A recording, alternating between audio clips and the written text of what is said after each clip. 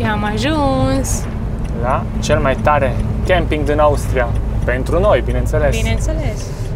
Uite ce fain scrie Alpen Camping Mark. Da, uitați ce ne apare în bord. Ne apare un check engine, mașinuța cu cheia și spirala aia de la, cred că de la bujii. Da, ne-am pornit la drum și în vreo 20 de kilometri am prins o intersecție unde era blocat.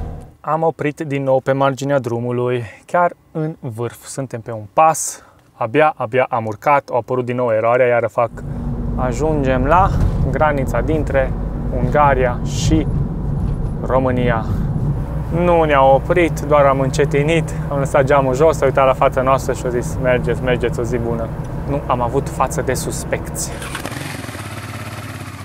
Bună dimineața, dragilor! Salutare aici de bițarii motocicliști, de la Lucifer Videographer. Iasmina și Robert. Și vă salutăm din ziua 5-6. Nu ne-am mai văzut din ziua 49, dragilor. Astăzi e 16 septembrie. Da. A trecut un pic timpul, am avut un concediu integrat în concediu. Da. Dacă vedeți că am pus niște chile în plus pe noi, e pentru că am mâncat bine. Uite cum îmi stă gluga, acum văd. Da, am fost răsfățați de către fratele meu și soția lui. Am stat vreo 3 sau 4 nopți la ei. Mulțumim! După care s-a evit ziua de naștere a fiicei nașilor mei de botez, cu care chiar nu ne-am mai văzut de foarte mulți ani. Le mulțumim și lor. Au zis, vine frate tot cu nevasta la noi, nu vii și tu? Păi nu vin dacă nu ne-am mai văzut atâta timp. Și ne-am dus și acolo peste noapte. Așa că mulțumim tuturor pentru primire, pentru găzduire, pentru omenire. Chiar ne-am simțit bine, a fost frumos, am avut parte de vreme bună, de plimbări faine. Dar e timpul să pornim la drum. Și să reluăm viața noastră de nomazi. Da. Și astăzi unde mergem? O să traversăm din Germania în Austria. Ați văzut că în ultimul episod am legat vreo 4 sau 5 zile, am tot coborât din nordul Germaniei. De fapt, chiar din Danemarca am coborât toată Germania până în sud. Astăzi ne aflăm în Krumbach, K-R-U-M-B-A-C-H, un orășel foarte micuț. Noi ieri am ajuns aici și am reușit să facem o plimbare pe jos, dar am hotărât să nu filmăm ieri absolut nimica. Ieri de la fratele meu până aici am făcut vreo 200 de kilometri, dar a fost așa destul de urât, a fost după o ploaie, drumulețe astea mici prin sate, pe câmpii, pe dealuri și am zis că nu are rost să începem filmările. Dar astăzi vom merge într-o locație foarte dragă nouă. Exact. Unde? În Tirol. Lângă Innsbruck, la Alpen Camping Mark. Cred că deja ați văzut de cel puțin 3 sau 4 ori că am fost acolo și am campat, ba cu motocicleta, cu cortul, ba am primit căsuța aia când a câștigat Iasmina. Eu cred că asta e a 5-a oară. Că noi am fost din 2023, cred că a fost în toamnă, a fost prima dată. Deci noi tot am fost primăvara, toamnă, tot așa mergem. Cu siguranță e campingul nostru preferat, odată ca și locație, amplasare, Innsbruck, munți, așa, și personalul. Deci gazdele de acolo sunt oameni super faini. Da. Foarte fain, ne mulțumim. Ieri le-am scris, vrem să mai venim o noapte la voi. O zi sigur ne bucurăm că reveniți și ne așteaptă astăzi. Vedem. Bine. Până atunci plecăm. Hai, e vreme bună să pornim la drum. Vreo 200 de kilometri, 220 de kilometri până acolo. Da, în funcție de rută. Ne dă două rute, dar cred că mergem pe ruta puțin mai lungă cu 20 de kilometri, că nu vrem să intrăm prin Innsbruck, ci să atacăm din partea cealaltă. Da. Hai, Aici am fost 4 campere. Aseară, până la ora 10, i-a dat o furtună așa de vreo 15-20 de minute, grindină măruntă, dar am scăpat, a fost bine. Aici este o parcare pentru motorhome. Aveți apă curent. Poate mai vorbim noi odată special, o să încerc să fac ca un mic reel sau o mică secvență și să vă arătăm exact pe aplicația pe Park4Night cum să selectați, să găsiți parcările astea gratuite, special amenajate pentru autorulote, campere, dubițe, dar când spun special amenajate, nu mă refer doar că îți dau 2, 3, 5 locuri special amenajate să parchezi, ci peste tot găsiți curent și apă. Și mai sunt locuri unde chiar găsiți și duș. Asta e foarte important, că eu am mai discutat chestia asta în România și am spus locuri special amenajate și da, în România sunt full de ele. nu mă refer la o parcare pe marginea drumului fără nimic, ci să ai și curent, apă și, bineînțeles, să nu aibă nimeni treabă cu tine. Veniți aici să vă arăt ce înseamnă special amenajate pentru așa ceva. Da. Uite, aici e curentul. Vedeți? Curentul, bagi euro și ai vreo 2-3 kW și să aibă semnul ăsta. Da, uite. Asta înseamnă că e așa ceva. Și astea sunt peste tot prin oraș. Și așa îs camperele parcate. Aici azi dimineața a plecat unul și în partea asta am mai parcat acolo un domn cu o doamnă. Dincolo vedeți clar că sunt parcări de mașini unde scrie de la ora 6 la ora 8 seara se poate parca gratuit. Aici avem apă, iar bagi 1 euro și poți să-ți umpli cu apă, iar aici este fosa septică pentru golire. Da? Și ți se pune la dispoziție un furtun, bineînțeles, să speli după ce îți golești. La asta mă refer la locuri special amenajate. Da. Uite ce fain suntem aici, noi doi suntem înghesuiți pe un singur loc, că suntem mai micuți. Vă spuneam prin Suedia că ce drumuri faine au ei la un moment dat, cu 2 benzi pe sens, de exemplu pe sensul nostru acum și o bandă dincolo, mergi un pic și se schimbă. Primești ceilalți 2 benzi și noi o bandă. Și chiar spuneam că eu n-am mai văzut niciunde și fratele meu care locuiește în Germania au spus și noi avem în Germania. Și într-adevăr, uite, acum chiar suntem pe drumuri din astea, doar că diferența de aici și Suedia e că în Suedia aveau parapet de beton în mijloc. Deci efectiv parapetul ăla de beton mergea odată cu drumul, cu benzile. Aici e pe direct. Uite, acum noi am primit o bandă și ceilalți au primit 2. E super fain. Mai ales drumurile astea în câmp unde îți permite și așa decongestionezi foarte fain traficul. Pentru că sunt multe camioane în zonă, sunt multe urcușuri, coborâșuri și de obicei cam 1 kilometru jumate îți dă. După aia se schimbă. Foarte fain. Și apropo, uitați ce vreme bună avem. Astăzi s-a răcorit un pic, 15 grade, ieri a fost 25, chiar am zis că ne este cam cald. Și uite că a venit aseară o ploaie și s-a răcorit un pic. Superb. Mai avem 150 de kilometri și ajungem. Având în vedere că suntem foarte aproape de granița cu Austria, am zis să dăm jos camera de bord, să nu ne facem probleme cu comuniștii ăștia.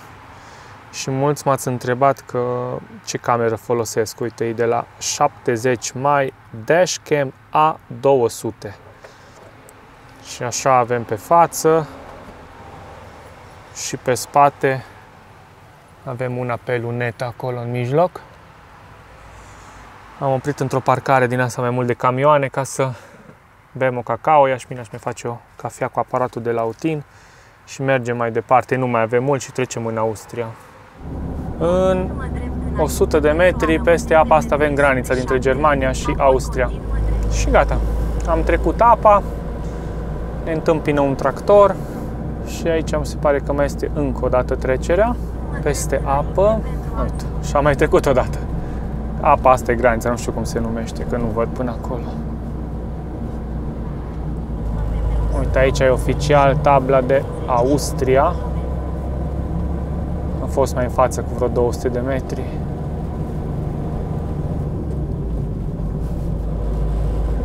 Suntem pe lângă Achensee, Achensee, cum îmi place mie să zic. Achensee. A-C-H. Bine, o las baltă, că și în Austria pronunția e ca în Norvegia și Suedia. Uite ceva camping aici în față. Și aici peste tot în parcări arată ca și pe Danemarca și pe Germania. Poți să stai de la 6 dimineața până la 10 seara și apoi interzis. Arată interzis camping și statul peste noapte. Zona e superbă aici. Și am ajuns la cel mai tare camping din Austria. Pentru noi, bineînțeles. Bineînțeles. Uite ce fain scrie Alpen Camping Mark. Aici avem căluți. Ai, ce frumos. Acum, când? 1 an sau 2 era aici mare eveniment, că am plinit 50 de ani de când e funcțional campingul. Da, și am primit ceva poșetuță făcută așa, de aniversar. Da. Bine, hai să vedem. unde ne amplasează. Da, da. Ne auzim. Am făcut check-in-ul și unde ne parcăm?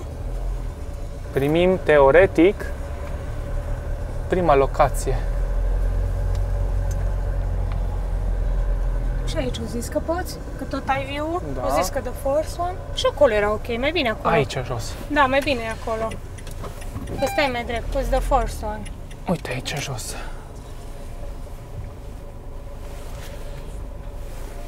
Da. Și ce avem aici? E perfect. Cred că un pic mai sus. E ok, da, acolo nu-i view chiar așa, dar ci, da, e bun. Ca să stăm drept, nu? Știți că v-am spus atunci în aprilie sau mai, când am fost aici, de cuplu din Nederland. Da. Și uitați că tot aici, doar că specați cu mașina. Da, zăi, oameni în vârstă, dar de fiecare dată ne întâlnim cu ei și tot povestim. Haide să vedem peisajul.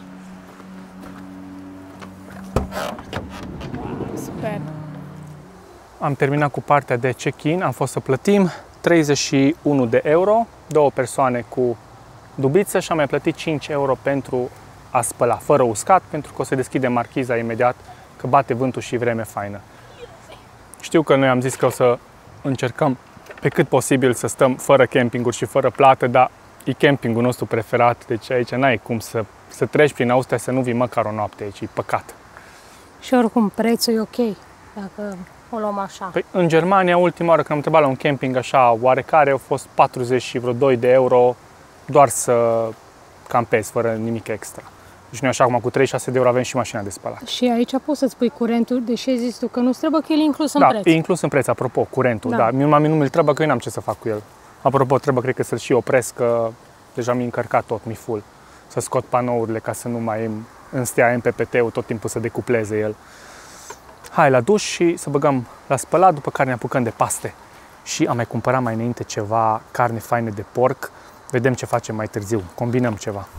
Am venit la dușuri, teoretic că sunt numai eu, nu au mișcare. E foarte fain împărțit. Îmi duc undeva mai în capăt.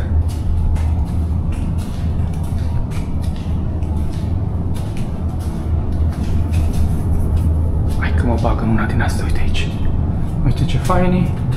Cu din ăla cu temporizator, pești pe el și merge câteva secunde, iară se oprește, iară îi dai drumul și tot așa.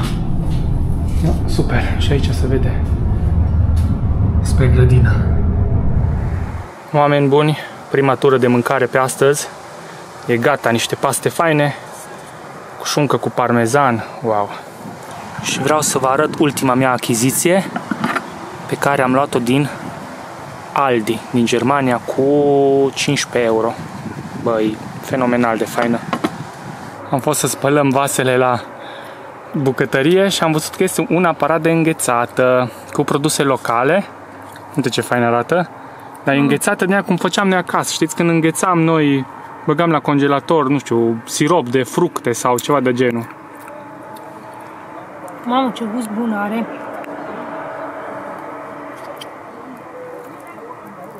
Deci se simte și laptele și fructele. Și am dat 2,80 euro pe ăsta de aici. Stă cât 80 de grame. Și cu 5 euro era 150 de grame. Dai mult. Am ieșit la plimbare, dar până să ieșim pe portiță, vă arătăm campingul. E full. Hai, iau așa altan pe aici prin camping. Hai. Peste locurile de campare. Uite ce fain e. Vă ducem pe la căsuța pe unde am stat data trecută. Acolo în capăt e căsuța.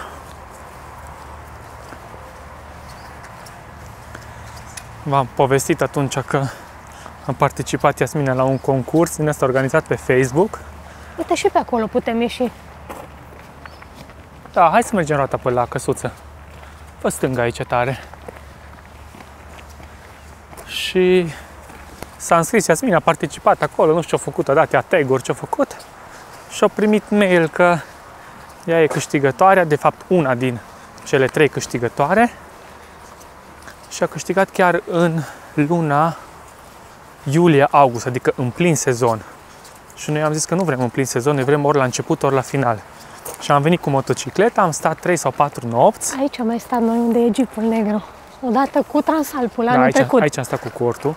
Dar ideea e că acum când am venit, am vrut să stăm cu cortul, dar am prins vreme ploioasă. Și când ne-a văzut gazda, au zis, vai, dar voi cu motocicleta și cu cortul? Zic, da. No, păi zice, știți ce, hai că tot ați câștigat. Uite, vă dau, zice, căsuța asta de aici din capăt să stați. Și n-am mai vrut să stăm 7 zile, că sau 7 nopți, că dacă stăteam, chiar prindeam ploi maxime spre casă. Așa că am stat numai 3 sau 4 nopți, mi se pare, și am plecat. 4. Da. Și uite, chiar aici am fost parcați cu motocicleta. Dacă nu ați văzut episoadele, să vă uitați, că-s faine. Da, le găsiți acolo, în playlist-uri.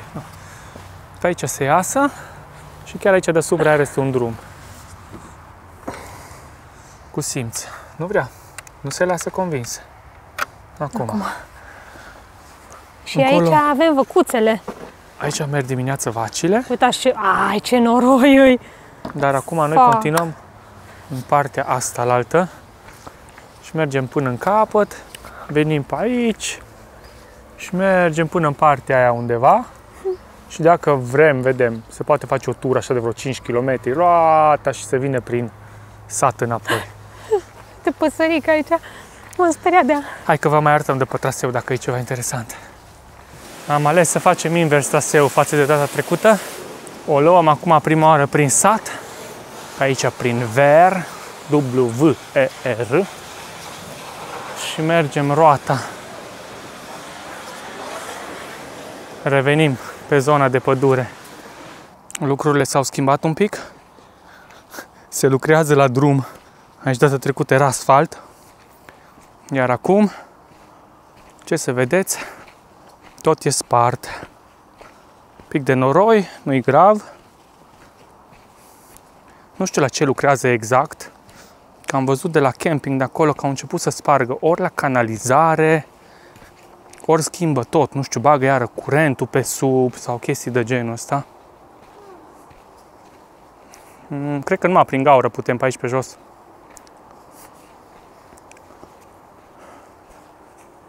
Încetuți.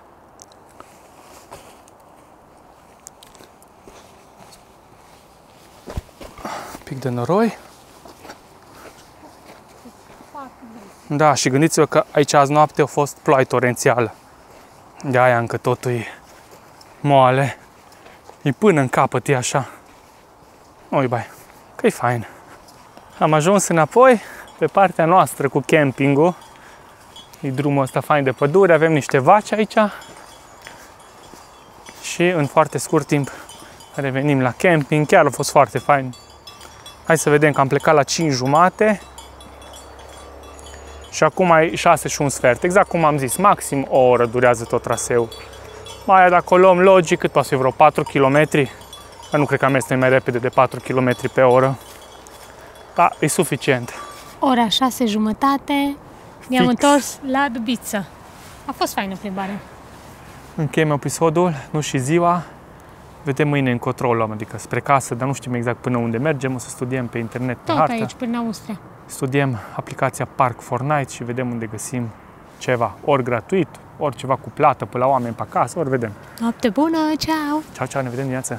Dimineața bună, uitați ce pregătim noi aici. Sperăm să iasă ce trebuie prima oară când facem. Am pregătit micul dejun. Ce fain aburește pituța! Să avem poftă. Brutar ne facem! Da, da!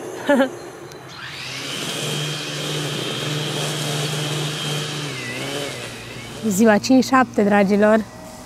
Continuăm. Da, da. Cu drumul nostru spre casă. Da, ne pornim la drum. Plecăm de la Alpen Camping Mark, de aici din Austria, Tirol. Exact. Astăzi, teoretic, am studiat un pic traseul și ar fi vreo 110 km pentru să ajungem pe terenul cuiva.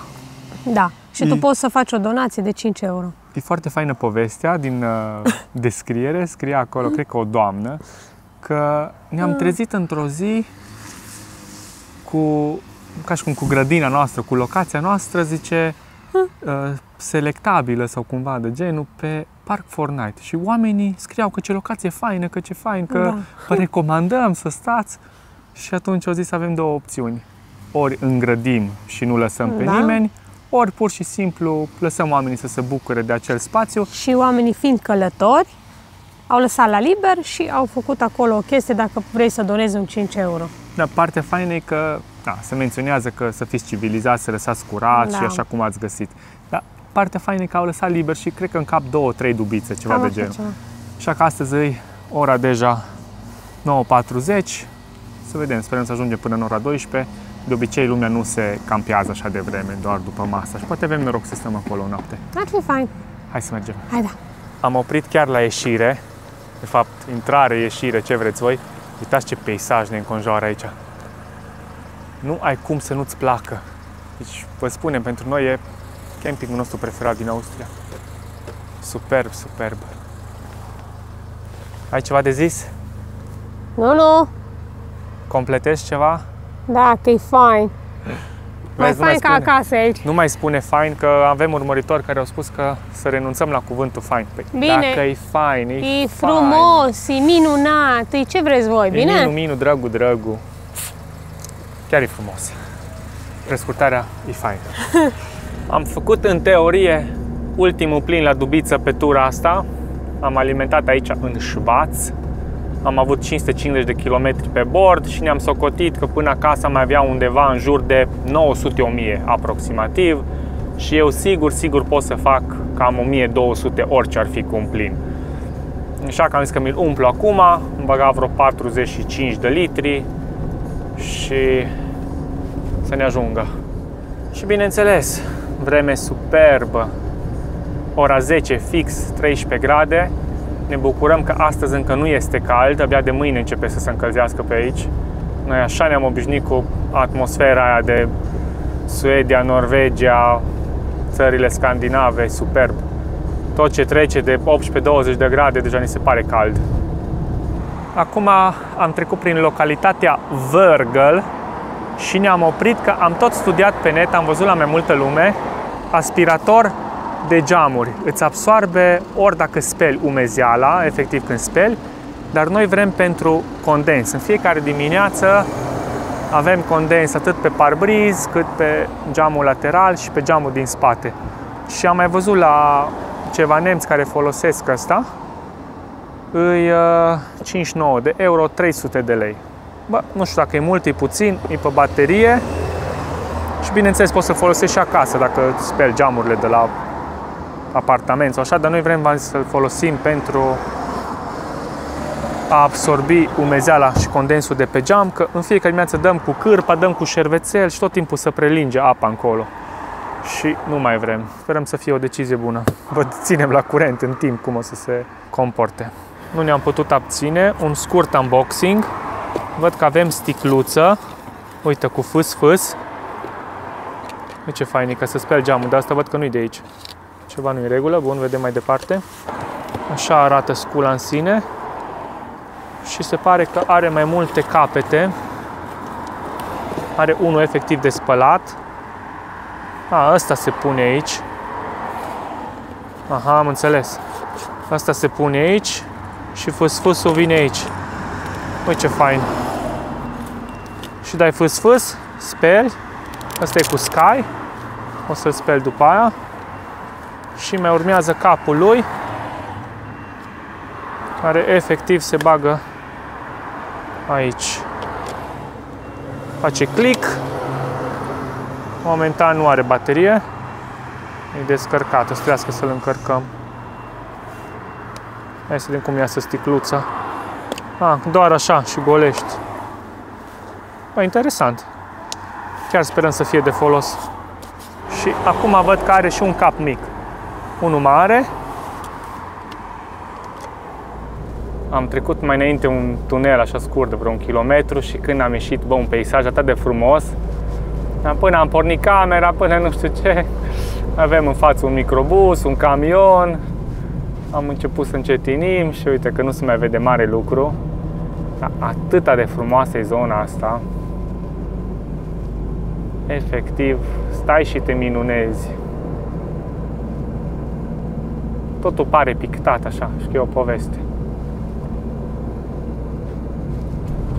Mai avem 1 kilometru și ajungem la destinație. Am ieșit de pe drumul principal, la mare, și avem vreo 4 km pe drum din ăsta mic.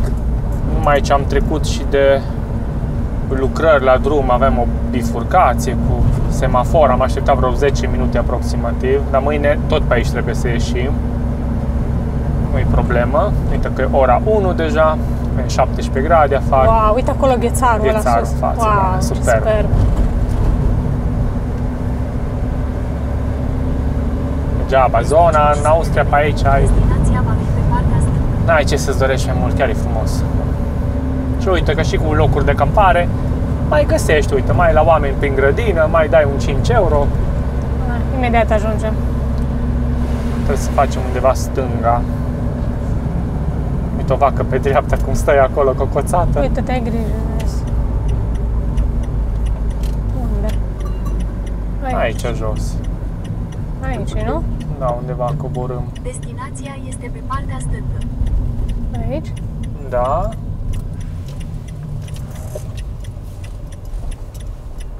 Să vedem ce scrie acolo.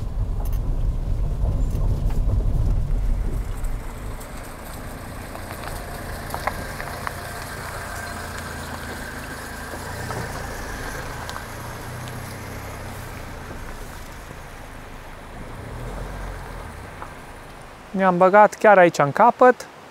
Lumea scria că dacă te organizezi bine, poți cam 2, maxim 3 dubițe să stai.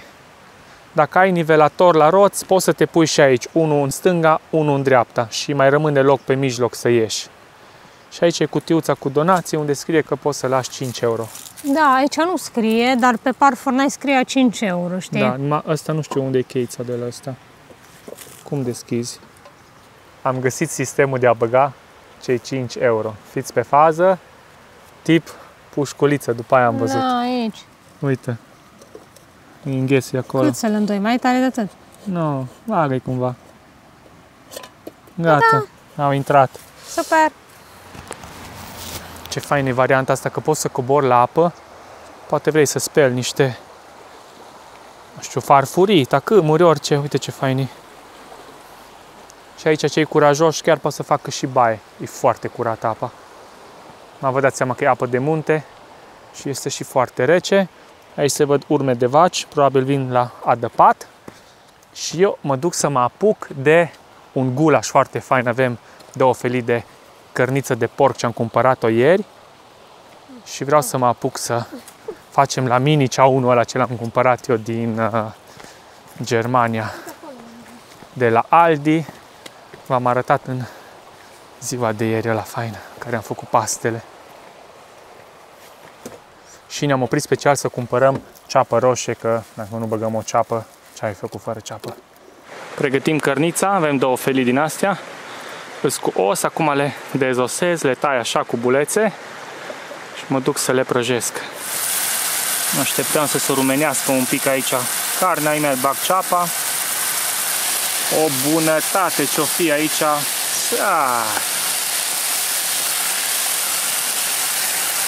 Și acum că totul fierbe, eu zic undeva la o jumătate de oră bună, dacă las, e suficient. Ce mirosuri sunt deja aici. Și în paralel, Iasmina își face o cafea cu aparatul de la Autin. Vai mie cafii! Dai un verdict acolo, acum a făcut și cu carne de porc, cum e? E bun. Cam așa arată rezultatul final. Eu zic să avem poftă și ne auzim. Bună dimineața! Ziua 58! 18 septembrie. Da! Numai ce am inaugurat scula de la Kercher, prima oară am luat condensul și umezeala de pe geamul din spate.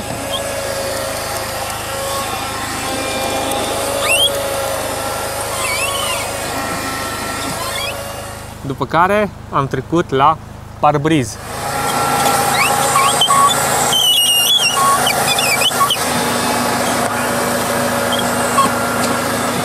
Cu ăsta scurt nu ajung chiar până jos, dar oricum face treabă foarte bună. Am golit după 2 geamuri, cam 2 degete așa. de apă, de condens. E foarte fain, deci merită. Bun, la drum! Ne vedem! Am de ieșit cu spatele acum. Da, da.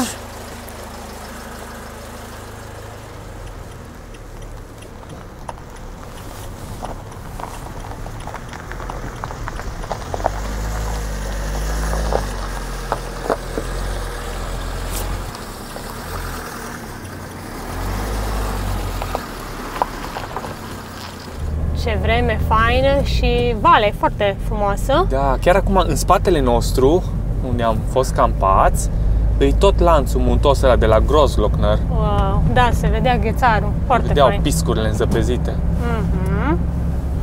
Mergem înapoi unde se lucrează la drum, la semaforul ăla. Și după aia dai și mână. Mă, astăzi avem 300 de kilometri de făcut. Da, și străbat în toată Austria, niște zone foarte interesante, Schladming și altele. Astăzi am avut noroc, am prins semaforul pe verde. Ați văzut că bine. ieri vă spunea că a stat vreo 15 minute aici.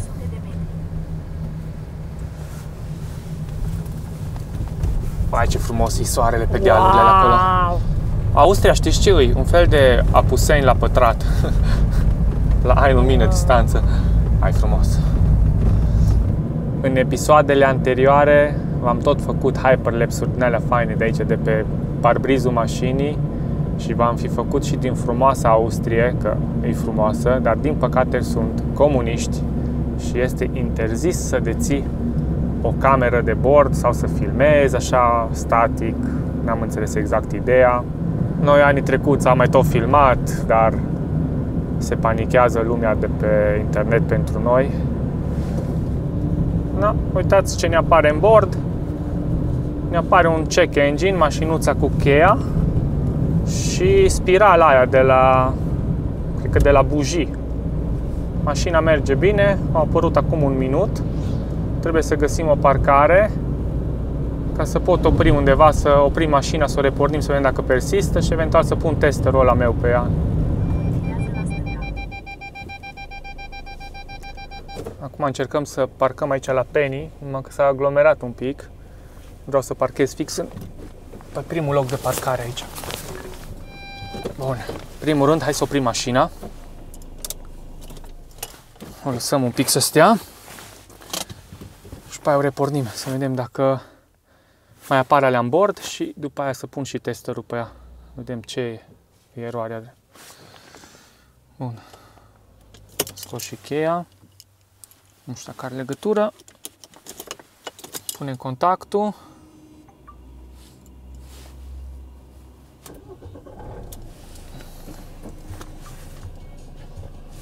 Prin radio. Deci mașina nu a făcut nicio figură, n-am simțit absolut nimica, dar a apărut chestia aia. Eu nu știu exact ce e. Nu mai apare nimic momentan. Oricum, hai să o opresc din nou, punem testerul și vedem ce ne zice pe tester. Că avem aici Think Diag. Am luat de pe EMAG cu vreo 600 de lei. Când aveam eu eroarea aia mea de la mufa de la injector, tot timpul să vedem care făcea figuri. Am dat să facă diagnoza. Bineînțeles că au rămas din trecut, mi-a rămas aici injectorul 2, circuit malfunction, ăla mai apare când mai îmi dă mie câte un rateu odată la X timp, dar eroarea de astăzi este pe 2263 liniuță 0 și este Turbocharger Supercharger Boost System Performance și am dat aici la search și se pare că e ceva problemă cu turbo. Oricum am vrut eu să-l bag deja de mult într-o revizie din asta generală, chiar am vorbit cu Silviu și a zis, mă, până nu face figuri nu merită, dar uite că acum dacă o băgăm iar într-o revizie, ar trebui să o recondiționăm și pe aia. Vedem ce se mai întâmplă. Până acasă mai avem cred că vreo 800 de kilometri, așa că sperăm să nu ne facă probleme. Până acum tot a fost țiplă. Ne-am pornit la drum și în vreo 20 de kilometri am prins o intersecție unde era blocat și a trebuit să venim pe o urcare. Tot ce ne lipsea nouă. Și bineînțeles că facem coloană în spatele nostru. Ne bagă pe ceva ocolire pe sus, pe dealuri. Hai, dubițule, că trebuie să poți. Du-te, prietene. da, du-te dacă e ce p***a mea vrei. No, păi...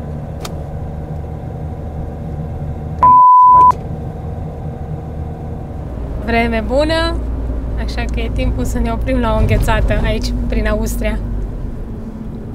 Cred că la vreo 5-6 km de aici, cred că e ceva gelaterie din asta. Am găsit gelateria. Eu m-am luat iar un cookie, că tot din asta mi-au. Jasmina și-a luat ceva de fistic, dar a treia înghețată, două am mâncat în Germania, una aici, al treilea gust. Niciunul nu e la fel cu ălalt. Aici e un pic mai scump decât pe Germania. Aici a fost 2,20 euro un cub din ăsta. În Germania am prins cu 1,70 și cu 1,90. E bun, e fain. Mâncăm și mergem mai departe. Am oprit din nou pe marginea drumului, chiar în vârf. Suntem pe un pas, abia am urcat, au apărut din nou eroarea, iar fac cu testerul aici să șterg eroarea. Deci, efectiv, nu mai lucră turbo. Urcă, dar urcă extrem de greu. Da, cum zic, mai avem până acasă vreo 600 de kilometri, deci sperăm să nu mai avem foarte multe urcări. Și abia aștept sincer să ajung la Silviu, că v-am zis, am vrut deja de mult să fac treaba asta. Noi am pățit așa cu Smart Fortwo, cumpăram mașina, nu știam că turbo e pe moarte și ziceam, bă, dar mașina nu prea trage, nu prea merge. La un moment dat a început să facă figuri din alea că pe urcări, când trebuia să schimbi o treaptă înapoi, scotea un fum, nu știu ce, bă, după ce am făcut turbo, deci bă, merge mașina aia de rupe, deci noi am făcut turbo la cred că în 2019 și uite, suntem în 2025 și încă merge țiplă mașina. Și să vedeți că așa o să fie și cu Dubița. Ajungem acasă, îi facem turbo, o fi altă mașină. Bun, intrăm din nou pe engine, exact același cod de eroare din nou cu P2263.O și cu injectorul, cu mufa aia. Am făcut toate coborârile de pe acel pas și acum ne mai arată fix 10 km. Ajungem la o parcare faină din asta de autorulote. Abia așteptăm că ne ajunge pe azi 300 de km și peripeții. Hai, mai 600 de km și te facem bine. Și am ajuns. Uite aici, în stânga noastră, RH, Robert Harrer. Îi din astea de autorulote. Rulote, autorulote, uite ce fain. Fabrică. Și omul pe terenul lui pune la dispoziție campare gratuită. Ce tare, în spatele clădirii lui. Ai sosit. Uite ce fain.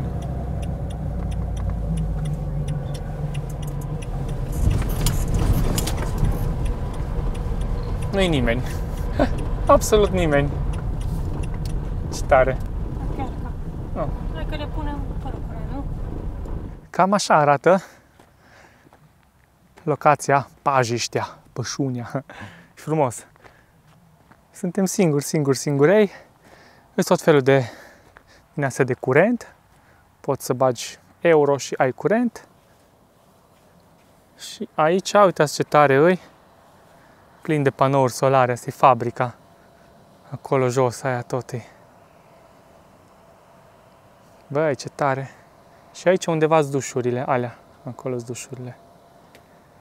Să vedem, că am înțeles că cred că e 1,50 euro sau 2 euro pentru duș. Vedem imediat. Am început demersurile pentru duș. Ce-i fain că este și o spălătorie acolo jos. Se poate spăla mașina cu fise sau cu euro, cred că e. Deci avem așa, aici îs muierile. Și dincoace îs bărbații. Bun, de intrat am intrat, cam așa arată baia.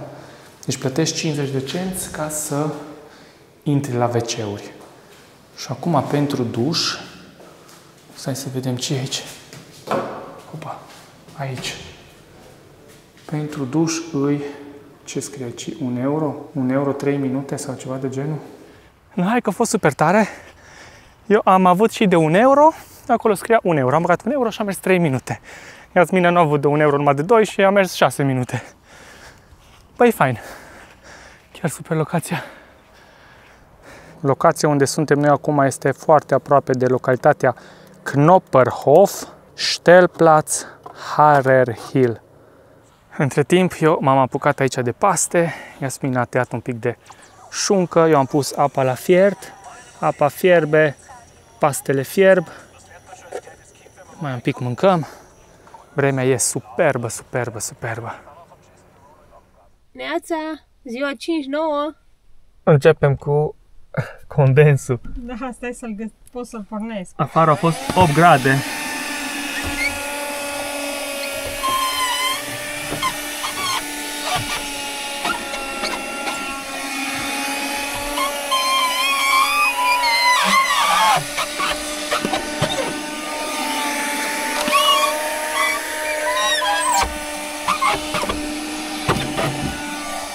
Hai că am dormit super fain. A fost chiar frig afară, înăuntru răcoare, am avut dimineața acum 12 grade în mașină, n-am mai dat drumul la încălzitorul pe motorină, că am dormit fain pe aerul la rece. Și imediat ne mobilizăm, eu mai vreau doar un pic să editez, vreau să-mi fac un Reels, vreau să pregătesc o postare de dimineață și o să ne pornim. Astăzi mergem spre Ungaria, dar vă ținem la curent când ieșim de mașină și ne pregătim de plecare.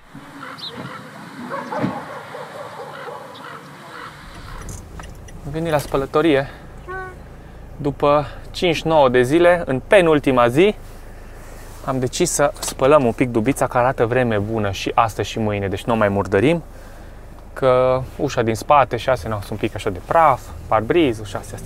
Hai să-i dăm rapid un șet să închidem geamurile.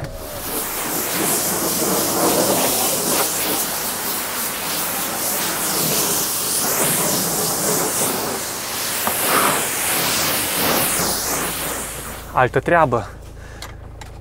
Și nu a fost spălată, niciodată de când am plecat de acasă. Nu a fost cazul, sincer. Și acum am dat pe hartă, avem până undeva în Ungaria, pe lângă Székesfehérvár, sau chiar în Székesfehérvár, dacă nu mă înșel, o parcare în pădure, 266 de kilometri până acolo. Și uitați ce vreme avem. Ora 8:20, 12 grade. Și trebuie să-i mulțumim lui Robert Harer pentru că a pus la dispoziție și s-a gândit la comunitatea asta de dubițari, camperiști și a făcut pe terenul lui această locație superbă de a sta peste noapte, gratuit. Mamă, fraților, am coborât pe niște chei, cred că vreo 3 km am venit de la locul unde am fost campați și tot venim de vreo, nu știu, 1,5 km, 2 pe niște chei din astea super strâmte. Cred că imediat deja ieșim din ele. Păcat că n-am filmat un pic mai devreme. Foarte îngust. La un moment dat, dacă vin două mașini, nu poți să treci unul pe lângă altul. Trebuie să aștepți la locuri din alea special amenajate, mici parcări, insulițe din alea. Să poți să traversezi unul pe lângă altul. Da, am ieșit, gata. Oricum frumos. Super faină zonă. Noi suntem acum foarte aproape de granița cu Ungaria, cred că mai avem vreo 40 de kilometri. Și traseul nostru inițial dat ar fi fost pe sus, pe aici prin Veszprém, pe la Székesfehérvár, unde am și vrut să stăm o noapte și după aia să mergem pe aici acasă.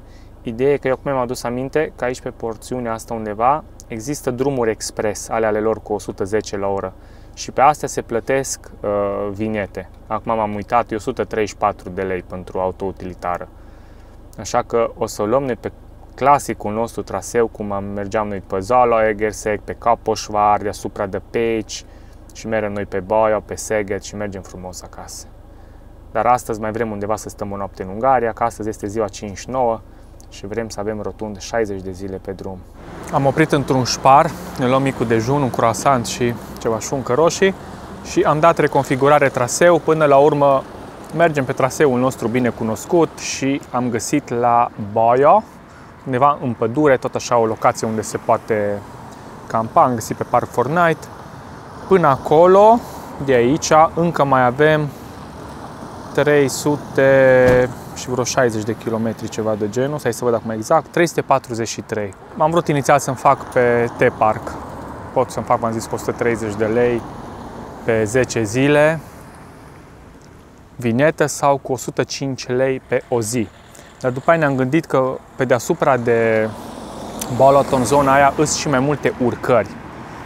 Și noi, cum suntem acum cu dubița în pioneze un pic, cu acel turbo, nu știm exact dacă e turbo în sine sau furtune sau ceva pe acolo, nu vrem să forțăm, vrem să mergem pe drumuri drepte, pe cât posibil, așa că alegem varianta cea mai lină prin sudul Ungariei. Hai, la drum că avem ce merge astăzi. Granița dintre Austria și Ungaria, e trecerea aia rea calitativ. Am mai trecut noi pe aici acum câțiva ani cu Smart-ul nostru, cu un Smart Fortwo. Am zis că să huluie tot când am trecut pe aici, tot e în hopuri, în dealuri, în găuri.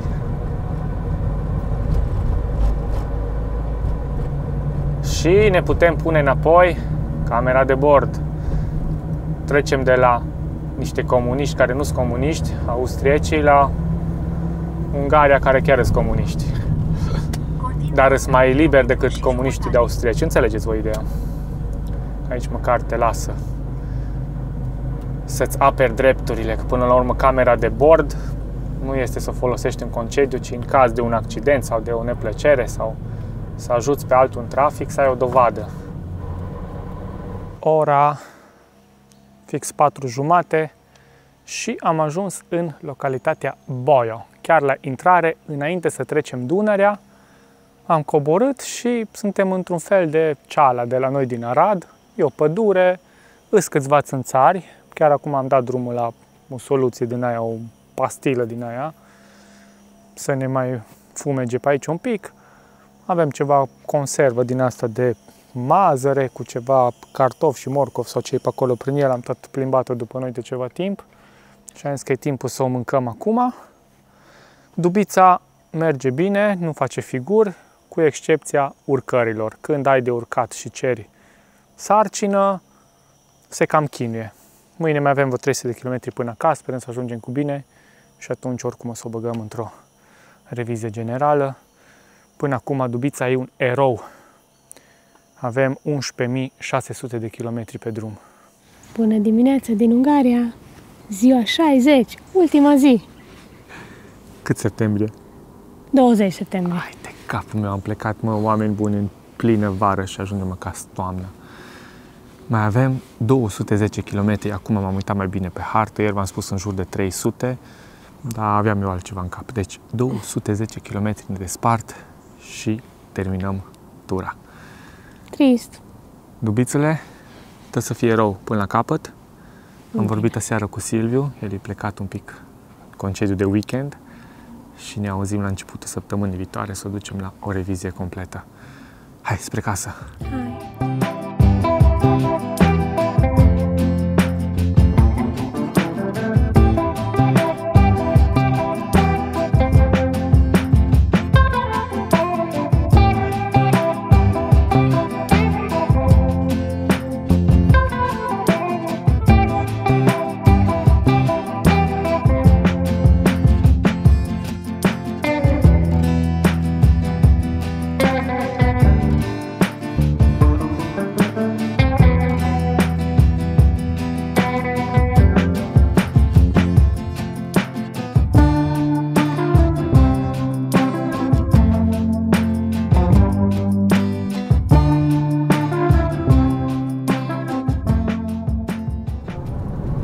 După 160 de km pe ziua de astăzi, ajungem la granița dintre Ungaria și România.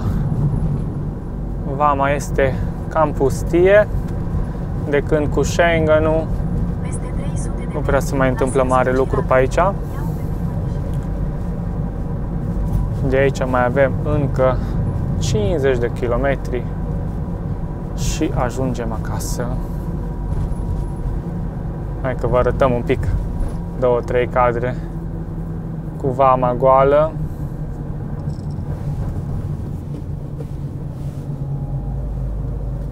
Foarte interesantă atmosfera.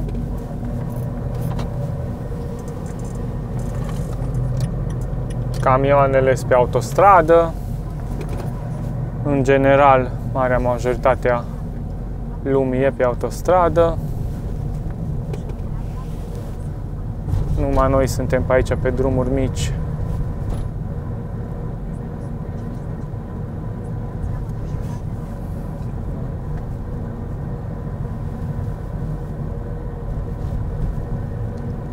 Asta a fost granița din Ungaria.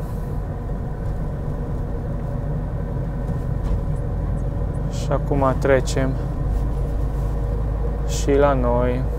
Nu ne-au oprit, doar am încetinit, am lăsat geamul jos, s-a uitat la fața noastră și a zis mergeți, mergeți, o zi bună. Nu am avut față de suspecție.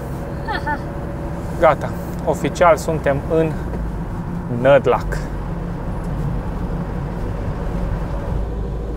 Câteva cadre cu Aradul. Nu putem spune neapărat că ne-a fost dor, dar e un sentiment fain. Ce să zicem și noi acum? Dacă vă spun că miroase a caca de când am intrat în oraș. Gata. Am parcat, am ajuns. Da, da. Asta a fost. Acest episod nu îl mai lungim, îl încheiem așa cum e. Mulțumim tuturor care ne-au urmărit, ne-au sugerat, ne-au făcut, ne-au înjurat și haterilor și celor care ne plac și celor care nu ne plac. Ideea e că o să venim cât de curând cu un video separat unde o să ne punem toate gândurile pe niște notițe dacă reușim și o să le expunem de la costuri totale până la ce ne-a plăcut, ce nu ne-a plăcut, ce am face altfel, ce vă recomandăm, ce nu vă recomandăm și așa mai departe. Cât de curând încheiem cele 60 de zile și aproape 12.000 de kilometri pe drum. Dubița a fost și este un erou, da, a dat mici semne de oboseală chiar acum pe final, dar cel mai important că am ajuns acasă pe roți, de acum încolo va fi bine. Fără service sau altele. Apropo, mulțumim celor care ne-au recomandat și ne-au sugerat nu cumva să plecați cu Dubița, că o să vedeți voi, o să vă lase în drum, o să băgați bani, o să faceți să se dregeți. Da, de băgat de bani cu siguranță o să băgăm, pentru că după o tură din asta va primi o revizie. Dar nu ne-a lăsat pe drum, ce să vedeți? Dacă ascultam de voi, ce făceam acum? Stăteam acasă ca voi în fața tastelor, pe budă, pe telefon și mă plângeam?